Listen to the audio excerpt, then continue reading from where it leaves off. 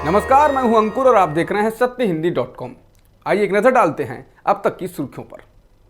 केंद्रीय गृह राज्य मंत्री अजय मिश्रा को अभी तक बर्खास्त नहीं किया गया है। उनके बेटे आशीष मिश्रा पर किसानों को गाड़ी से कुचलने का आरोप है। इसको लेकर अब कांग्रेस नेता राहुल गांधी ने कहा है कि इस मंत्री को बर्खास्त न करके बीजेपी न्याय की प्रक्रिया में बाधा डाल रही है। केंद्र सरकार ना तो किसानों की परवाह करती है, न ही हत्या के शिकार भाजपा कार्यकर्ताओं की। केंद्रीय मंत्री अजय मिश्रा की बर्खास्तगी को लेकर आज कांग्रेस महासचिव प्रियंका गांधी ने लखनऊ में मौन धरना किया। इसके बाद प्रियंका गांधी ने कहा कि मंत्री का बेटा किसानों की हत्या के आरोप में गिरफ्तार, क्या अब भी मंत्री को अपने पद पर बने रहने का अधिकार है? निष्पक्ष जांच और न्याय के लिए केंद्रीय गृह मंत्री की बर्खास्तगी जरूरी है। प्रियंका ने पीएम मोदी से कहा कि वो अपने मंत्री को संरक्षण देना बंद करें। लखीमपुर खीरी में किसानों की हत्या के मामले में गिरफ्तार केंद्रीय मंत्री के बेटे आशीष मिश्रा को 3 दिन की पुलिस हिरासत में भेज दिया गया है। आशीष मिश्रा को शनिवार को लखीमपुर खीरी में 12 घंटे से अधिक समय तक पूछताछ के बाद गिरफ्तार किया गया था। पुलिस ने कहा है कि वह पूछताछ और जांच में सहयोग नहीं कर रहे थे। उन्हें जांच में सहयोग नहीं करने की वजह से ही गिरफ्तार किया गया है। आशीष पर आरोप लगा है कि उन्होंने एक हफ्ते पहले लखीमपुर खीरी जिले के तिकुनिया में प्रदर्शनकारी किसानों पर तेज रफ्तार से गाड़ी चढ़ाकर उन्हें रौंद दिया। इसमें 4 किसानों की मौत हो गई। लखीमपुर खीरी की घटना के विरोध में महाराष्ट्र विकास अघाड़ी सरकार में शामिल तीनों दलों की ओर से बुलाए गए महाराष्ट्र बंद का खासा असर दिखा। इस दौरान महाराष्ट्र में लगभग सभी जगहों पर दुकानें पूरी तरह बंद रहीं। महाविकास अघाड़ी सरकार में शामिल शिवसेना, एनसीपी और कांग्रेस के कार्यकर्ता बंद के दौरान सड़कों पर उतरे। कांग्रेस कार्यकर्ताओं ने मुंबई में स्थित राजभवन के बाहर प्रदर्शन किया। शिव सैनिकों ने टायर जलाए और विक्रोली में ईस्टर्न एक्सप्रेस हाईवे को जाम कर दिया। ठाणे में बंद के दौरान चल रहे ऑटो कैब को भी निशाना बनाया गया। आम लोगों का कहना है कि ऑटो ड्राइवर बड़ा हुआ किराया ले रहे हैं।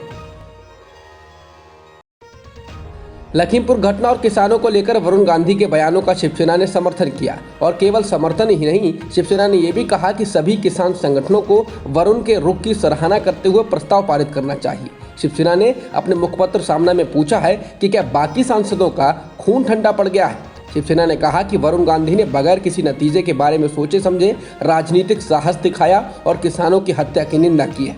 बता दें, वरुण गांधी के बयानों के बाद अब हाल ही में बीजेपी की कार्यकारिणी लिस्ट से भी उनको हटा दिया गया है। केंद्रीय गृह मंत्री अमित शाह ने कोयले की किल्लत के कारण देश के कई हिस्सों में बिजली की कमी की आशंकाओं के बीच सोमवार को कोयला और बिजली मंत्रालयों के प्रभारी अपने कैबिनेट सहयोगियों से मुलाकात की। बता दें, कई राज्यों में कोयले की किल्लत के कारण बिजली सप्लाई बाधित होने का संकट मंडरा रहा है। वहीं दूसरी ओर यूपी के सीएम योगी आदित्यनाथ ने भी बैठक की और राज्य में लगातार बिजली सप्लाई का भरोसा दिया। उत्तराखंड में विधानसभा चुनाव से पहले बीजेपी को बड़ा झटका लगा है। प्रदेश के बड़े दलित नेता और सरकार में कैबिनेट मंत्री यशपाल आर्य बीजेपी छोड़कर कांग्रेस में शामिल हो गए हैं। आर्य इससे पहले भी कांग्रेस में ही थे, लेकिन पिछले विधानसभा चुनाव से पूर्व वह बीजेपी में चले गए थे। बीते कुछ दिनों से आर्य के नाराज होने की खबरें आ रही थीं। मुख्यमंत्री पुष्कर सिंह धामी ने आर्य के आवास पर जाकर उनसे मुलाकात भी की थी। माना जा रहा था कि पार्टी उन्हें मना लेगी, लेकिन ऐसा नहीं हो सका है। यशपाल आर्य अपने बेटे संजीव आर्य के साथ कांग्रेस में शामिल हुए। संजीव आर्य नैनीताल सीट से विधायक हैं। महाराष्ट्र के पूर्व गृह मंत्री अनिल देशमुख की मुश्किलें लगातार बढ़ती जा रही हैं। सीबीआई ने सोमवार सुबह देशमुख के नागपुर और मुंबई के आवास और दफ्तरों पर छापे मारे। छापेमारी का संबंध पब और बार से मिली रकम और आय से अधिक संपत्ति का होना बताया जा रहा है। देशमुख के नागपुर स्थित आवास पर सीबीआई की छापेमारी के विरोध में एनसीपी के कार्यकर्ताओं ने प्रदर्शन भी किया। जम्मू कश्मीर के पुंछ सेक्टर में आतंकवादियों के हमले में 5 भारतीय सेना के जवान शहीद हो गए हैं। इनमें एक जूनियर कमीशन ऑफिसर यानी जेसीओ भी शामिल है। इसके बाद सुरक्षा बलों ने इलाके को सील कर दिया है और ऑपरेशन जारी है। बता दें, बीते कुछ दिनों से कश्मीर में आतंकी हमले बढ़े हैं। आतंकवादी अब आम नागरिकों को भी निशाना बना रहे हैं। ड्रग्स मामले में शाहरुख खान के बेटे आर्यन खान को आज भी जमानत नहीं मिली है। अदालत इस जमानत याचिका पर बुधवार को सुनवाई करेगी। अदालत ने एनसीबी को बुधवार तक अपना जवाब दाखिल करने को कहा है। वहीं एनसीबी ने इस मामले में जवाब दाखिल करने के लिए 1 हफ्ते का समय मांगा था और कहा कि जांच चल रही है, सबूत इकट्ठे किए जा रहे हैं। वहीं आर्यन खान के वकील ने इस बात का विरोध किया। आर्यन के वकील अमित देसाई ने कहा कि आर्यन पिछले शनिवार से ही हिरासत में है और केवल एक बार रविवार को ही उनका बयान दर्ज किया गया है।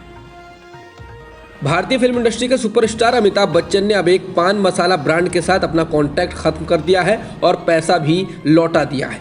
अमिताभ ने कहा कि उनको इस बात की जानकारी नहीं थी कि ये सरोगेट विज्ञापन के अंतर्गत आता है। सरोगेट एडवर्टाइजिंग विज्ञापन का एक ऐसा तरीका है जिसका इस्तेमाल किसी दूसरे प्रोडक्ट के रूप में सिगरेट और शराब जैसे प्रतिबंधित प्रोडक्ट्स को बढ़ावा देने के लिए किया जाता है। बता दें, अमिताभ बच्चन ने जब से इस पान मसाला का विज्ञापन करने का फैसला किया था, तब से ही लोग इसका विरोध कर रहे थे। इस दौरान उन्हें एक राष्ट्रीय तंबाकू विरोधी संगठन ने एड कंपनी से खुद को अलग करने का भी अनुरोध किया था।